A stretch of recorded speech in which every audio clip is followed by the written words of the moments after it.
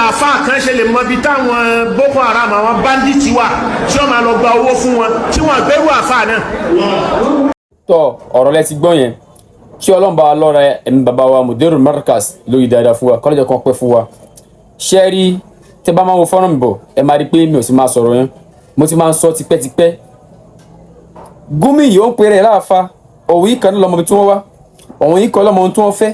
òun yìí kan náà lọ́mọ tó ń jẹ òun yìí kan náà lọ́mọ pé ó ní wọ́n nídìí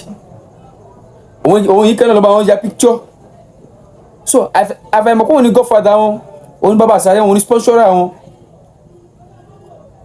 bàbá president Bola Ahmed Tinubu àwọn ọ̀tá kò yín o àwọn gbàdúrà pé kẹrin ṣe ni o bọ̀ tẹ́ bá fẹ́ ṣe dáadáa lórí ọ̀rọ̀ yìí ẹ arrest Gumi ẹ gbé Gumi tẹ́ bá serious lórí insecurity tẹ́ serious lórí ẹ o ẹ gbọ́dọ̀ gbé Gumi. nǹkan tó ń jẹ ọmọ nǹkan tó ń mú ọmọ ibi tó wà ọmọ wọn bá wọn negotiate wọn lọ́mọ ètò need wọn lọ́mọ ètò fẹ́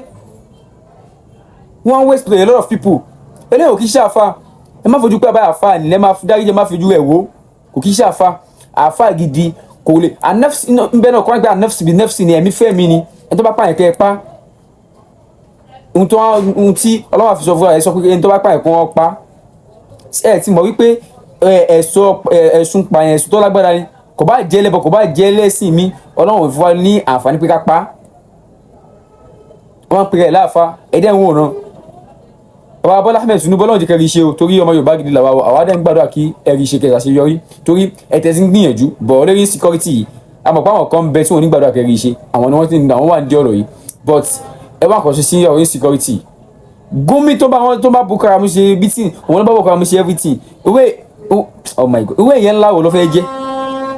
ìyẹn láwo lè yẹn ńlá ti ń dà lúrú ẹ wá kàn ṣe sí ọ̀rọ̀ Gumi o ẹ̀yin tèmi bá ń pín káwọ́ tó bá fi ṣe ọwọ́ òní rọ ẹ̀yà mọ́ káàró jí rẹ bá.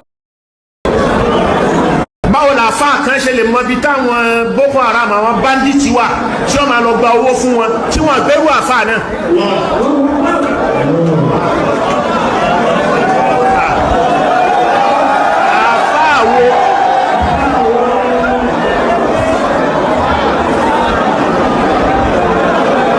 ni ó mọ ibi táwọn bandits wà tó mọ ibi tí wọ́n wà tí wọ́n pẹ̀lú wọn negotiate lórí kíni.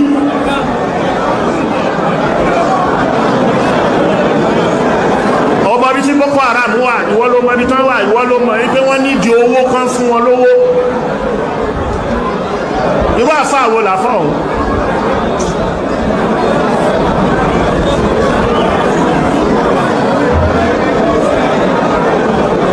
à ń retí ìjọba tó bá máa ń kọ́ àwọn serious pẹ̀lú security tó bá máa ń kọ́ àwọn serious pẹ̀lú security tó máa fojú wo ẹnìkan tó máa sì fojú fò tó máa ṣe ojú ṣáájú bó tilẹ̀ òkú mọ́ ẹ pé àǹfààní bí láwà ní ẹ̀kọ́ gùn dé gbogbo ọmọdé kí òǹgbọ̀n ẹ̀kọ́ máa wólẹ̀ báyìí èyí tí Islam fẹ́ kan ṣe ní pé al-adala so adala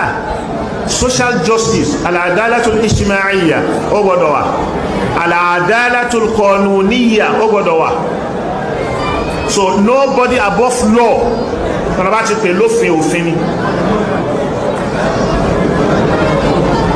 ẹni tó mọ̀ tí wọ́n wà yẹn àfi kó lọ rú gbogbo wọn jáde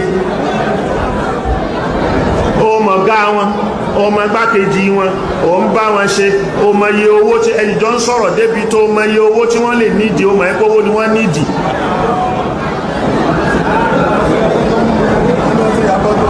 wọ́n tún ya fọ́tò àfi kíjọba gbé wàláhì àfi kíjọba gbé kí Nàìjíríà yìí tó lè nísinmi irú àfá abẹ́nu mùsùlùmí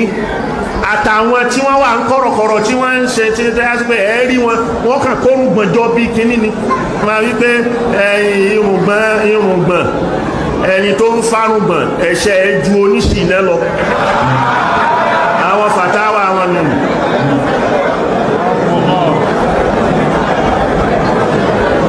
Al-Qur'ani ló sọ wípé ẹ̀ṣẹ̀ ẹni tó fárùn Al-Qur'ani ló ní ká máa dárùngbọ̀n sí àbí ó ní ká máa fárùngbọ̀n